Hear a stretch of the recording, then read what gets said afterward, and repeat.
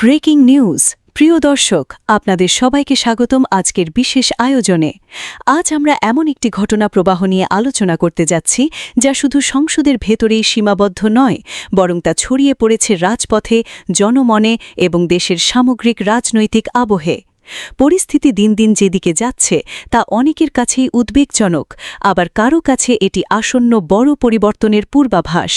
দর্শক, আজকের আলোচনার কেন্দ্রবিন্দু সংসদ অধিবেশনে ঘটে যাওয়া এক তীব্র উত্তেজনাপূর্ণ ঘটনা।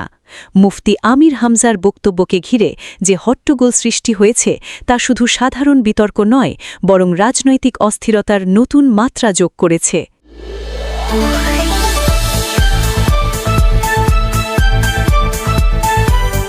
প্রধানমন্ত্রী তারেক রহমান স্পষ্ট করে দিয়েছেন, জনগণের শান্তি নষ্ট করে কোনো কর্মসূচি সহ্য করা হবে না। এই বক্তব্য শুধু একটি সতর্কতা নয়, বরং এটি একটি রাজনৈতিক অবস্থান যা সামনে আরও কঠোর হতে পারে বলে মনে করছেন বিশ্লেষকরা। যশোরের ঈদগাহ ময়দান আজ পরিণত হয়েছিল রাজনৈতিক শক্তির প্রদর্শনীতে। সকাল থেকেই হাজার হাজার মানুষ, মিছিল, স্লোগান সব মিলিয়ে এক উত্তপ্ত পরিবেশ। কিন্তু এই উত্তাপের মাঝেই লুকিয়েছিল প্রত্যাশা, আর সেই প্রত্যাশা পূরণ না হওয়ায় শেষ পর্যন্ত দেখা গেছে এক ধরনের নীরব হতাশা।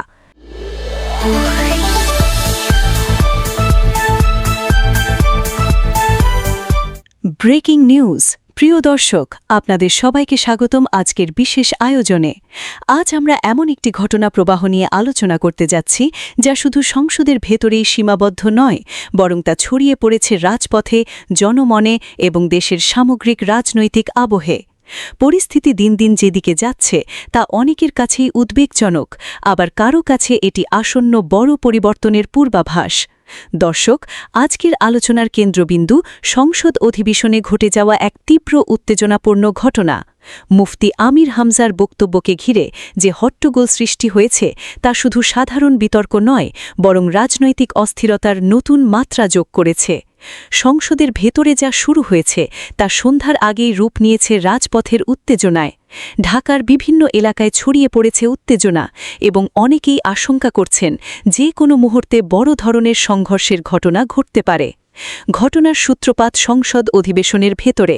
বিরোধী দলের একজন সদস্য হিসাবে মুফতি আমির হামজা যখন বক্তব্য দিতে ওঠেন, তখন শুরু থেকেই তার ভাষণ ছিল তীব্র সমালোচনামূলক।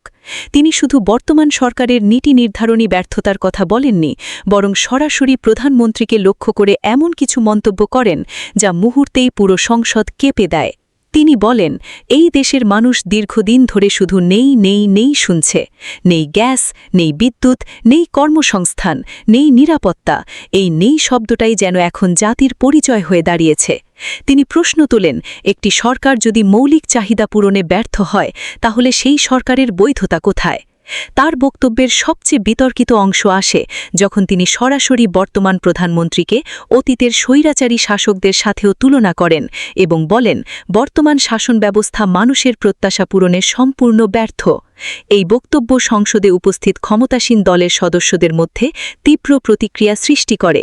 মুহূর্তেই শুরু হয় হট্টগোল, চিৎকার, টেবিল চাপড়ানো এবং পাল্টা স্লোগান। দর্শক, এখানেই শেষ নয়। সংসদের ভেতরের এই উত্তেজনা খুব দ্রুত ছড়িয়ে পড়ে বাইরে। সন্ধ্যার আগেই ঢাকার বিভিন্ন স্থানে উত্তেজনা ছড়িয়ে পড়ে, বিশেষ করে দলীয় নেতাকর্মীদের মধ্যে ক্ষোভ দেখা যায়। অনেকেই প্রকাশ্যে হুমকি দিতে শুরু করে, এই বক্তব্যের জন্য আমির হামজাকে জবাবদিহি করতে হবে। রাজনৈতিক পর্যবেক্ষকরা বলছেন, এই ধরনের বক্তব্য এবং প্রতিক্রিয়া যদি নিয়ন্ত্রণে না আনা হয়, তাহলে পরিস্থিতি আরও জটিল হতে পারে। কারণ রাজনীতি যখন সংঘাতে রূপ নেয়, তখন তা শুধু নেতাদের মধ্যে সীমাবদ্ধ থাকে না, বরং তা সাধারণ মানুষের জীবনেও প্রভাব ফেলে। দর্শক, আমরা এমন একটি সময়ের মধ্য দিয়ে যাচ্ছি যেখানে প্রতিটি বক্তব্য, প্রতিটি সিদ্ধান্ত এবং প্রতিটি প্রতিক্রিয়া অত্যন্ত গুরুত্বপূর্ণ, কারণ এগুলোই নির্ধারণ করবে আগামী দিনের রাজনৈতিক বাস্তবতা। শেষ করার আগে একটা কথা বলতেই হয়, সমালোচনা গণতন্ত্রের অংশ, কিন্তু সেই সমালোচনা যদি সংঘাতে রূপ নেয়, তাহলে তা সবার জন্যই ক্ষতিকর। আজকের এই পরিস্থিতি আমাদের সামনে একটি প্রশ্ন রেখে যায়, আমরা কি সমাধানের দিকে এগুচ্ছি নাকি আরও গভীর সংকটের দিকে? আপনাদের মতামত কি কমেন্ট করে জানাতে পারেন।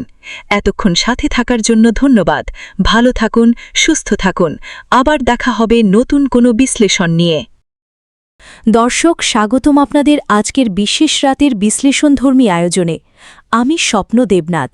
আজকের পর্বে আমরা নিয়ে এসেছি এমন কিছু খবর যেগুলো শুধু খবর নয়, বরং ইঙ্গিত দিচ্ছে দেশের রাজনীতি, অর্থনীতি আর ভবিষ্যৎ ক্ষমতার সমীকরণের বড় পরিবর্তনের। তাই শুরু থেকে শেষ পর্যন্ত মনোযোগ দিয়ে শুনুন, কারণ আজকের প্রতিটি অংশ গুরুত্বপূর্ণ।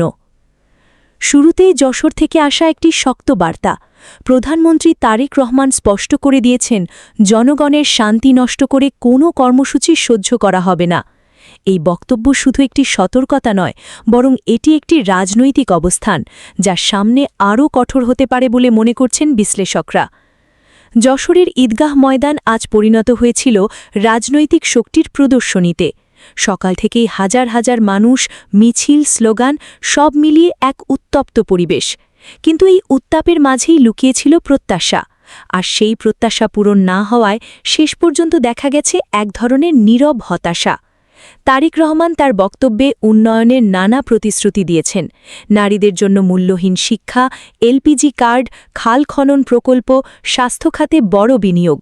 কিন্তু প্রশ্ন হচ্ছে, এই প্রতিশ্রুতিগুলো বাস্তবায়ন হবে কিভাবে? বিশেষ করে দক্ষিণ পশ্চিমাঞ্চলের জন্য নির্দিষ্ট কোনো বড় ঘোষণা না আসায় অনেকেই মনে করছেন এই সফরটি রাজনৈতিকভাবে শক্তিশালী হলেও উন্নয়নের দিক থেকে কিছুটা অসম্পূর্ণ রয়ে গেছে। এবার আসি আরেকটি চমকপ্রদ খবরে। ড মোহাম্মদ ইউনূসকে ঘিরে নতুন বিতর্ক। তার ভিভিআইপি মর্যাদার সময় কমিয়ে দেওয়া হয়েছে। আগামী কয়েক মাসের মধ্যেই তিনি এই বিশেষ সুবিধা হারাতে পারেন। এটা কি শুধুই প্রশাসনিক সিদ্ধান্ত, নাকি এর পেছনে রয়েছে বড় কোনো রাজনৈতিক বার্তা? আরও অবাক করার বিষয়, এই সংক্রান্ত গেজেট এখন আর সরকারি ওয়েবসাইটে নেই, যা স্বাভাবিক নয়। বিশ্লেষকরা বলছেন এটি হতে পারে ধীরে ধীরে তাকে রাজনৈতিক কেন্দ্র থেকে সরিয়ে দেওয়ার একটি কৌশল। এদিকে স্থানীয় সরকার নির্বাচন ঘিরে নতুন সমীকরণ তৈরি হচ্ছে। জামায়াত এবার নারী শক্তিকে সামনে এনে মাঠে নামার প্রস্তুতি নিচ্ছে। নারীদের সংরক্ষিত আসনে প্রার্থী দেওয়ার পরিকল্পনা শুধু একটি রাজনৈতিক পদক্ষেপ নয়, এটি একটি ইমেজ পরিবর্তনের চেষ্টা। দীর্ঘদিনের সমালোচনা কাটিয়ে নতুনভাবে নিজেদের অবস্থান তৈরি করতে চাইছে দলটি। কিন্তু প্রশ্ন হচ্ছে, এই পরিবর্তন কি সত্যিই জনমনে প্রভাব ফেলবে, নাকি এটি শুধুই একটি কৌশল যা সময়ের সাথে মিলিয়ে যাবে? এবার একটু ফিরে আসি যশোরে। প্রধানমন্ত্রীর আগমনে শহরটি যেন এক উৎসবের নগরীতে পরিণত হয়েছিল। রঙিন ব্যানার, স্লোগান, মিছিল সবকিছুই ছিল চোখে পড়ার মতো। কিন্তু শেষ পর্যন্ত যখন প্রত্যাশিত ঘোষণা এলো না, তখন সেই উচ্ছ্বাস ধীরে ধীরে পরিণত হয় হতাশায়। রাজনীতিতে এটি নতুন কিছু নয়। প্রত্যাশা যত বড় হয়, হতাশাও তত গভীর হয়। এদিকে দেশের উপর দিয়ে বয়ে যেতে পারে শক্তিশালী কালবৈশাখী ঝড়। আবহাওয়া অধিদপ্তর জানিয়েছে 7টি বিভাগে ঘণ্টায় 60 থেকে 80 কিলোমিটার বেগে ঝড় হতে পারে। নদবন্দরগুলোতে ইতোমধ্যে সতর্কতা সংকেত জারি করা হয়েছে। রাজনীতির উত্তাপের পাশাপাশি প্রকৃতির এই রূপ যেন আরও একটি সতর্কবার্তা। সময়টা সহজ নয়। আর সবশেষে একটু স্বস্তির খবর। খেলায় দারুণ সাফল্য। নিউজিল্যান্ডের বিপক্ষে ইতিহাস গড়েছে বাংলাদেশ। 182 রানের তাড়া করে জয়। এটি শুধু একটি ম্যাচ জয় নয়, এটি আত্মবিশ্বাসের প্রতীক। মাঝপথে চাপ এলেও শেষ পর্যন্ত দৃঢ়তা দেখিয়েছে দল। এই জয় দেখিয়ে দিয়েছে চাপের মধ্যেও ঘুরে দাঁড়ানো সম্ভব।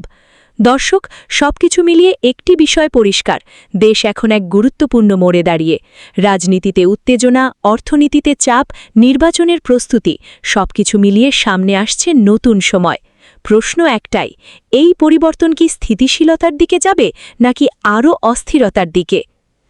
আপনার মতামত কি কমেন্ট করে জানাতে ভুলবেন না। ভিডিওটি ভালো লাগলে লাইক দিন, শেয়ার করুন আর আপডেট পেতে সাবস্ক্রাইব করে রাখুন। সবাই ভালো থাকুন, সচেতন থাকুন। আবার দেখা হবে পরবর্তী পর্বে।